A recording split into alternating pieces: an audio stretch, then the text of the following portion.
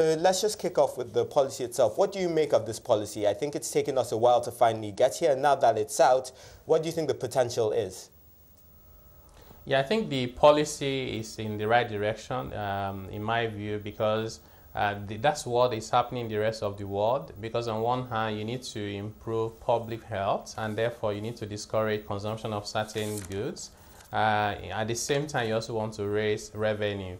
So the policy thrust was to raise revenue for government, improve health by discouraging consumption of these items, and then 3, to harmonize with the ECOWAS region.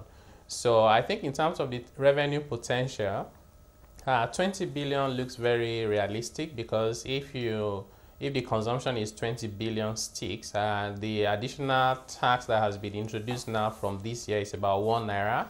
It will go up in 2019 and go up even further in 2020. Except that the counter argument there is, if indeed the demand for those products are elastic, what that means is the consumption will go down. It will no longer be 20 billion sticks, and therefore the increase in revenue will be partly offset by reduction in consumption.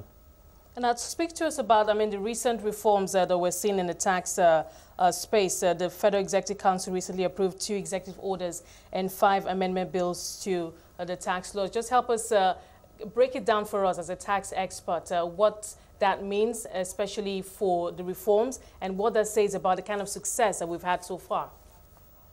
Yeah, so beyond the amendments to excise duties on cigarettes, on alcohol, as well as spirits, we also have other changes that have been introduced, including value-added tax, and we have amendment bills around company income tax, around what we call the pioneer legislation, Industrial Development Act, and a few others. So overall, the intention is, as a result of these reforms, it will be easier to do business and easier to pay taxes.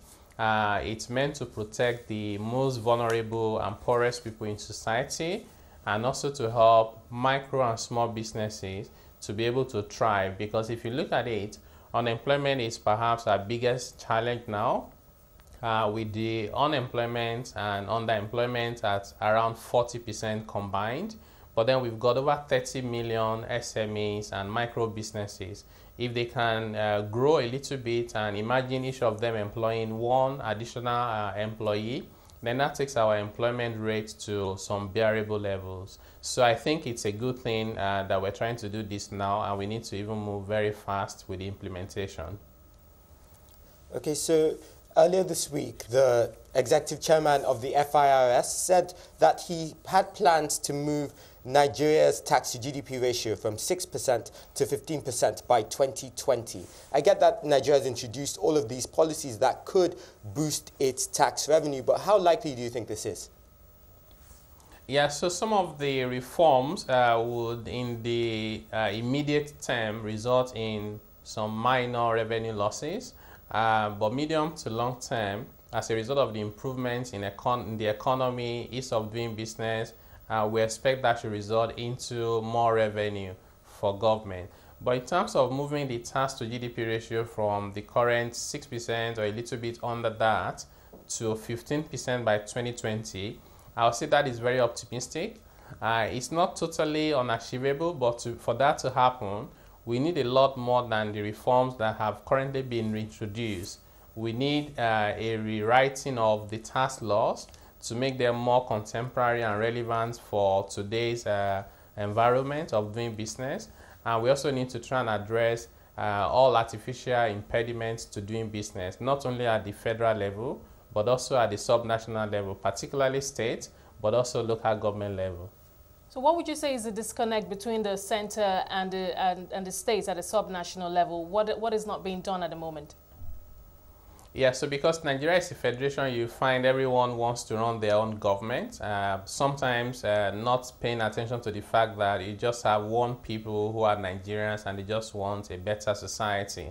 So getting people to think in one direction is very difficult, sometimes for political reasons. So we're seeing a bit of coordination between federal government and state, but not all the states are on board. And then you have, with the local government, it's even more difficult because there are just so many of them. So I would say the effort, we've seen some effort, we've seen some improvements, but compared to where we need to be, it's still a long way off to be able to get there.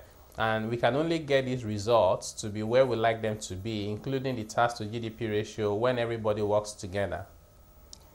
There are 23 days left to the Vade deadline. That's the Voluntary Assets and Income Declaration Scheme. The executive chairman of the Federal Inland and Revenue Service also said that they had earned $80 million so far. We know that the target is $1 billion, and we only have 23 days. Is this another optimistic target? What's your outlook for Vade? Yes, so the original target of $1 billion, from my point of view, was actually conservative, because if you look at the size of the Nigerian economy, and you estimate what taxes government should be collecting, even as of now, with the economic difficulties, compared to what is actually being collected, it gives you an idea of the gap. And that gap, to my estimation is around 10% of the GDP, which should be somewhere in the region of maybe even $10 billion or more. So, but the scheme hasn't been as successful in terms of the revenue collection as would have liked it to be. Some of those issues, I think, are being addressed. They also include the sub-national coordination that I mentioned before.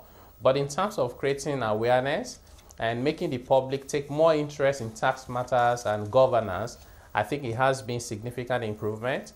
We've also seen that the number of people in the tax net has increased by up to 5 million people over the past 1 to 2 years, as well as the number of corporates that are now in the tax net. So over time, you expect that to translate into more revenue take for government.